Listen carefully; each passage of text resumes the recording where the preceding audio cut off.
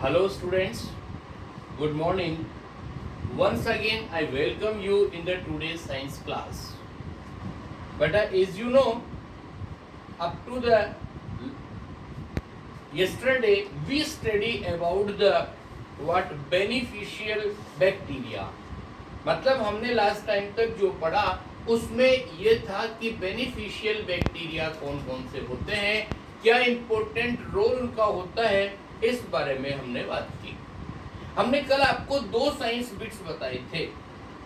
First में बताया था बेटा कि Robert Koch discovered the bacterium bacillus anthracis causes anthrax disease. एक बैक्टीरिया का नाम है बैक्टीरियम बेसिलस एंथ्रेसिस, कल लिख के बताया था हमने आपको, और उसकी वजह से एंथ्रेक्स नेम की डिजीज होती है। इन शॉर्ट अपन यूं कह सकते हैं कि यहां पर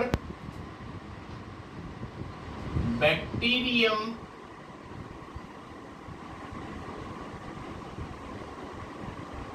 then bacterium anthracis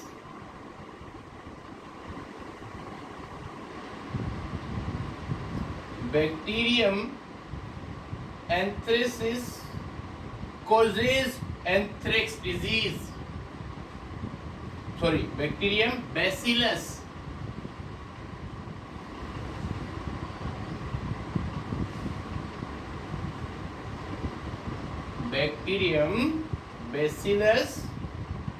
that is anthracis.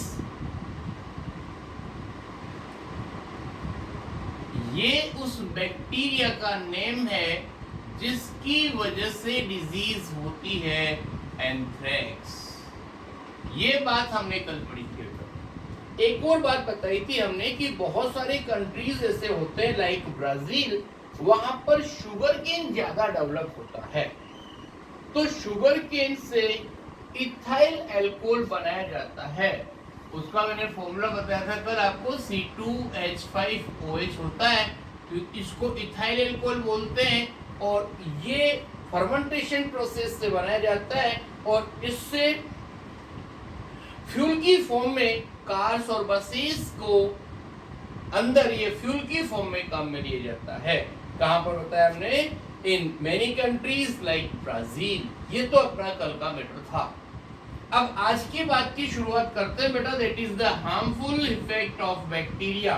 मैंने आपको पहले ही बताया कोई भी माइक्रो ऑर्गेनिज्म है, चाहे वो बैक्टीरिया हो, वायरस हो, कुछ भी हो, उसके टू इफेक्ट्स होते हैं, बैड इफेक्ट्स और बेनिफिट्स। तो इसमें हम अब पढ़ रहे हैं कि हार्मफुल इफेक्ट ऑफ बैक्टीरिया क्या होते हैं। First number, food poisoning. ध्यान से देखना, everyone introduce this term food poisoning. Some bacteria produce toxins in food. Toxin मतलब होता है पॉइजनस सब्सटेंस, मतलब कि कोई भी फूड आइटम है, उस फूड आइटम को कंज्यूम करने का एक टाइम पीरियड होता है। अगर उसके बाद आप उसको कंज्यूम करते हैं तो उसके अंदर का केमिकल कंपोजिशन यानी कि केमिकल रिएक्शन होकर के वो टॉक्सिक सब्सटेंस में कन्वर्ट हो जाता है, और इसी को बोलते हैं हम फूड पॉइजनिंग। मतलब जब आप उसको ईट कर रहे हैं तब आपको हो सकता है वो टेस्ट में अच्छी लगे कोई भी चीज, लेकिन टाइम निकलने के बाद उसको आप यूज कर रहे हो, लेकिन अंदर जाने के बाद अगर टॉक्सिक सब्सटेंस बन जाते हैं तो उसको फूड पॉइजनिंग बोलते हैं। फूड पॉइजनिंग के लिए कौन कौन से बैक्टीरिया रिस्पॉन्सिबल हैं? First number, for example staphylococcus bacteria. Please remember, अपनी बुक में लिखा हुआ है staphylococcus bacteria and clostridium botulinum. ये टू एग्जाम्पल है बैक्टीरिया के जिनकी वजह से फूड पॉइजनिंग होती है। Okay, now second point, some bacteria bring about, कुछ ऐसे बैक्टीरियाज होते हैं जिनकी वजह से होता है बेटा सोरिंग ऑफ मिल्क, मतलब दूध का फटना। आप किसी भी मिल्क मैन से मिल्क लेकर के और उसको विदाउट, तो आपको पता है उसको लेने के बाद हम फर्स्ट नंबर बॉईल करते हैं। अगर उसके बाद हम उसको बॉईल नहीं करते हैं या प्रॉपर्ली फ्रीजर वगैरह में नहीं रखते हैं तो सराउंडिंग के जो हार्मफुल बैक्टीरिया हैं उन वो क्या करेंगे, इस मिल्क के केमिकल कंपोजिशन को चेंज कर देंगे और वो that convert what into soaring of milk, मतलब दूध फट जाएगा और फाइनली वो लैक्टिक एसिड में कन्वर्ट हो जाएगा, जो मतलब अपने को ऐसा लगता है जैसे कर्ड जैसा हो, पर वो कुछ अलग टेस्ट होता है उसका।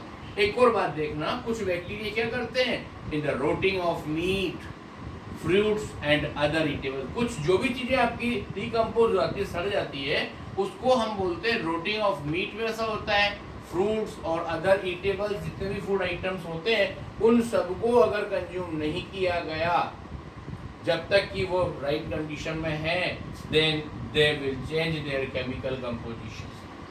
अब आगे सुनिए आप, हम बता रहे हैं बेटा डिजीज इन ह्यूमन, इंसान के अंदर बैक्टीरिया की वजह से कौन कौन सी डिजीज हो सकती हैं, उसके नेम आ रहे हैं आपके पास, typhoid, cholera, dysentery and tuberculosis. Typhoid, cholera, dysentery and tuberculosis. Dysentery में क्या होता है, वोमिटिंग एंड लूज मोशन, ये होता है डिसेंट्री डिजीज। कोलेरा में ओनली वोमिटिंग होती है और इसकी वजह होती है बेटा हाउस फ्लाई।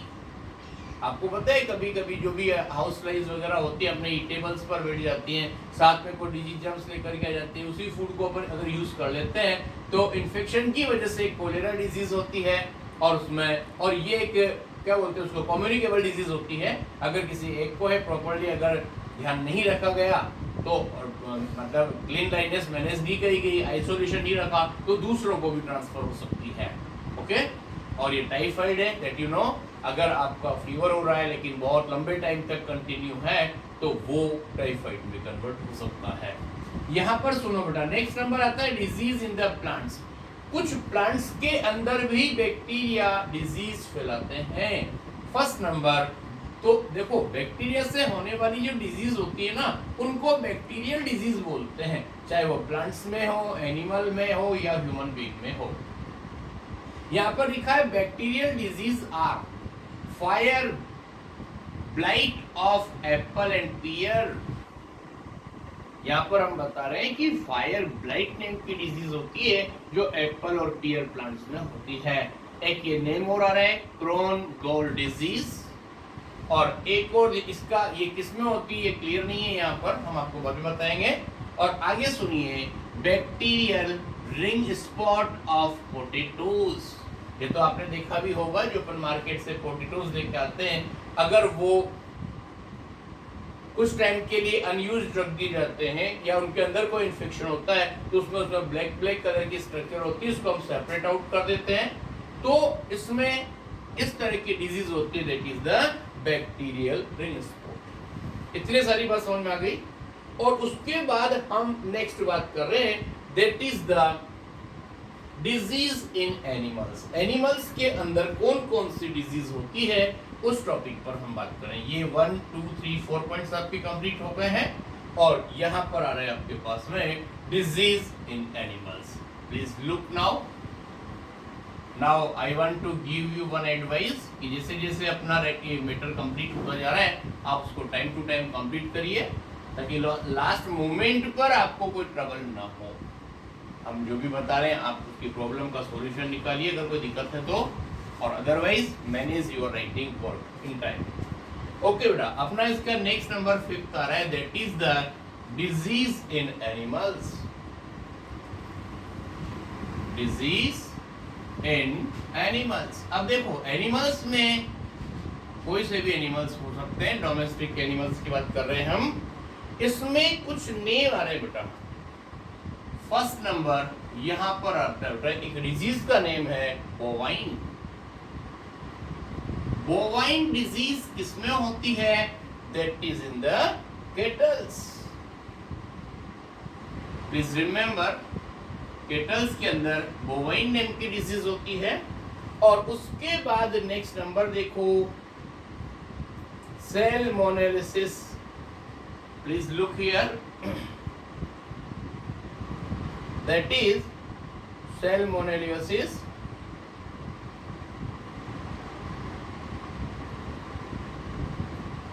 salmonellosis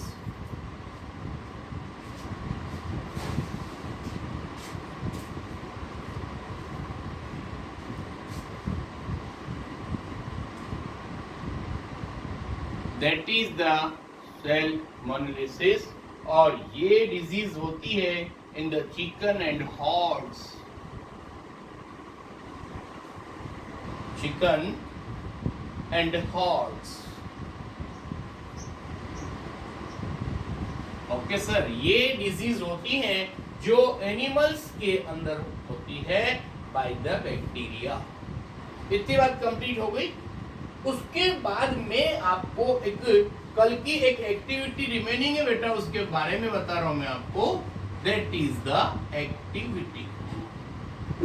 और आपको पता है हर एक्टिविटी का एक एम होता है, एक पर्पस होता है, और ये है आपका एक्टिविटी नंबर, दैट इज 2.2 है ये। आपको पता है हम जो एक्टिविटी करने जा रहे हैं उसका पर्पस क्या है? To show the organic matter decompose by microbes. यहां पर आपके पास है टू शो दैट,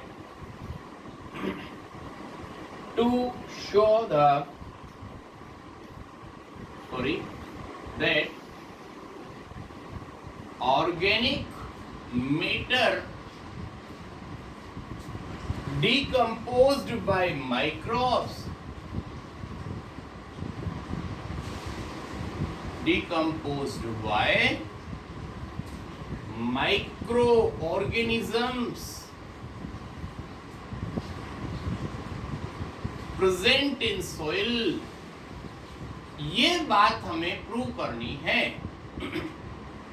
मतलब आपको ये बात प्रूव करनी है कि इसमें जो भी ऑर्गेनिक मैटर होते हैं ना, वो डिकम्पोज होते हैं by the what, micro organism, और वो कहाँ होते हैं? In the soil.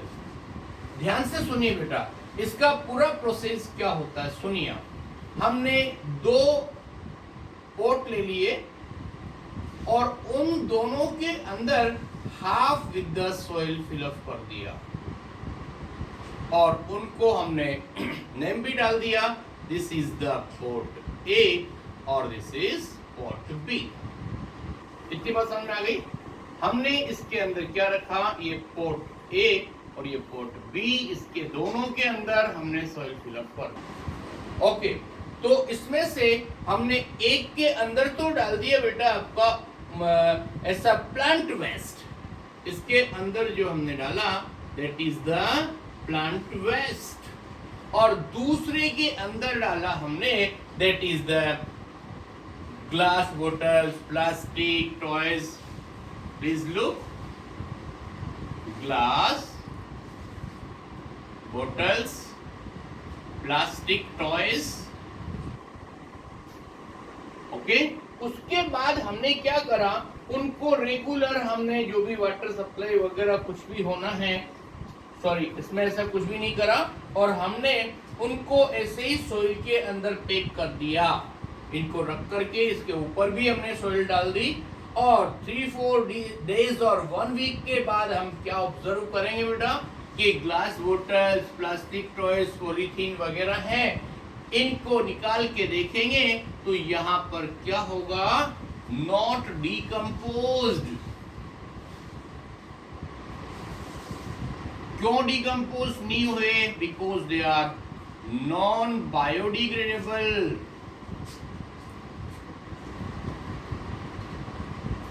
Non biodegradable होते हैं ये, लेकिन जो प्लांट वेस्ट आपने रखा था it complete into the what sir, simpler substance, मतलब वो जो भी थे। So what is decomposed easily, decomposed easily. ऐसा क्यों हुआ? Because they are biodegradable. तो ये बात आपको समझ में आ गई? दोबारा बता रहा हूं मैं, हमने 2 पोर्ट ले लिए और दोनों को फिलअप कर दिया हाफ विद द सॉइल। एक को हमने पोर्ट ए नाम डाल दिया, दूसरे पोर्ट बी। अब उसके अंदर क्या करा? एक पे तो हमने कोई प्लांट वेस्ट और मतलब ऑर्गेनिक वेस्ट हमने डाल दिया, और दूसरे के अंदर हमने नॉन बायोडिग्रेडेबल वेस्ट जैसे कि ग्लास बोतल से, पॉलीथीन है, प्लास्टिक वेस्ट डाल दिया, और उनको वापस से हमने सॉइल के अंदर पैक कर दिया। उसके बाद 3-4 डेज के बाद हमने इसको ऑब्जर्व किया, तो हम क्या देखेंगे? ये ग्लास बोतल, प्लास्टिक टॉयज, पॉलीथीन वगैरह है, they do not decompose by microorganism because they are what non biodegradable waste. लेकिन इधर जो भी आपने प्लांट और एनिमल वेस्ट डाला था वो with the help of microbe decompose easily, so it is what, sir? Biodegradable waste.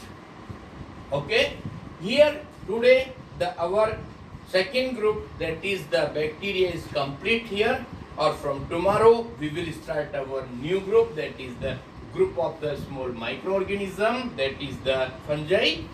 Okay, this is enough for today. Thank you very much.